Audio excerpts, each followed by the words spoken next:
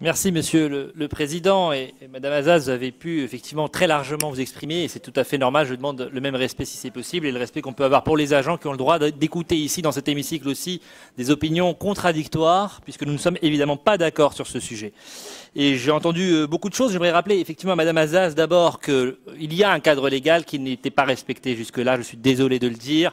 Cela a été rappelé par une circulaire de Bernard Cazeneuve. Il ne me semble pas qu'il appartenait à ma famille politique, qu'il l'a rappelé. Je ne crois pas que le Conseil d'État ou que la Chambre régionale de la Cour des comptes soient des instances aussi légères que le propos que vous avez bien voulu nous servir aujourd'hui, parce que je comprends bien qu'il y a un sujet par rapport aux agents. Déborah Pavlik l'a très bien dit, je le redis ici, nous avons le plus grand respect pour les agents, mais précisément les respecter, c'est leur dire la vérité. C'est leur dire la vérité et ne pas simplement leur faire croire qu'on peut tout continuer comme si rien n'avait changé. Et ce discours de vérité, c'est celui que nous avons depuis 2 ans. Je rappelle qu'il y a eu 4 accords qui ont été signés avec les représentants du personnel. C'est cette majorité régionale qui l'a fait. Et c'est cette majorité régionale aussi qui l'a fait, de la droite et du centre, des effectifs dans les agents des lycées qui avaient baissé, ils sont repartis à la hausse. Cette déprécarisation, et merci à M. Jalamion de le reconnaître, par rapport au CUI, elle a été engagée, on peut en discuter des modalités, mais le principe est bon, il a été posé, c'est cette majorité régionale qui l'a fait.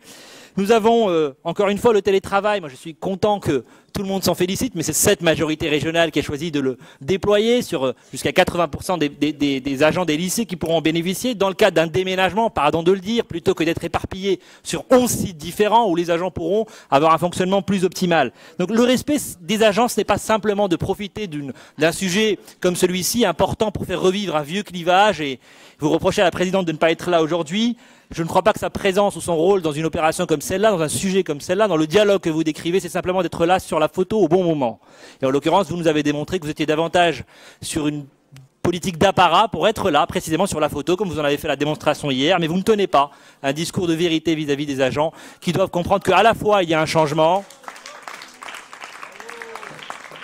et en même temps que nous rompons, je suis désolé de le dire, ce terme n'est pas de moi, je l'ai entendu à un comité technique où j'étais présent, d'un représentant syndical qui ne peut pas être soupçonné d'accointance avec cette majorité, de l'incurie de la majorité précédente sur cette question du dialogue social. Donc j'aurais aimé dire qu'on marche sur la tête, mais je me demande si l'opposition n'a pas tout simplement perdu la tête. Pourquoi je dis ça ? Moi, je n'ai pas découvert ce rapport dans la presse, comme le dit M. Damerval, je l'ai découvert par un mail de la CGT, qui a donc eu cette délibération, ou un projet de délibération, qui n'était d'ailleurs pas celui-là, bien avant les élus eux-mêmes. Et voyez-vous, je ne m'en suis pas offusqué parce que je comprends parfaitement, y compris dans la diversité de la représentation syndicale, qu'il y ait une attention des agents particulière sur ces sujets-là.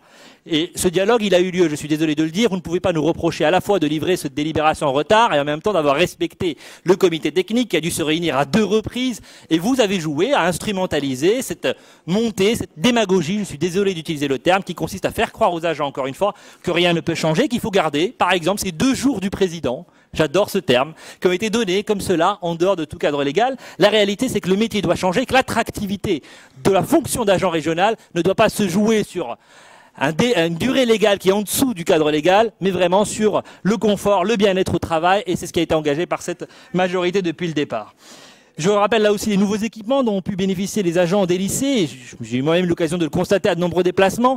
Je rappelle que les indemnités des catégories B et C augmentent, certes légèrement, mais elles augmentent suite à ce changement de régime indemnitaire, à cet ajustement qui est fait aujourd'hui. Donc bref, la réalité est en réalité très différente de ce que vous décrivez. Donc je me demande juste une chose, je n'ai pas entendu vos contre-propositions dans ce débat-là, à part de critiquer, à part de dire qu'il faut continuer comme si rien n'avait changé, alors qu'il y a un cadre légal qui posait problème. Je ne vous ai pas entendu faire amende honorable sur la gestion qui a été la vôtre, et je ne vous ai pas entendu parler avec ce respect dont vous nous rabâchez les oreilles depuis tout à l'heure vis-à-vis des agents. J'ai entendu beaucoup de démagogie, et j'aimerais dire que notre majorité et l'ensemble des groupes de la majorité, si j'ai bien compris, et je les en remercie, on est tous en phase aujourd'hui pour soutenir cette vraie marque de respect vis-à-vis des agents des lycées. Merci à Marie-Carole Cientu, merci à Béatrice de la Valette, merci à la présidente de la région d'avoir traité les agents des lycées avec le respect qu'ils n'ont pas eu pendant 17 ans.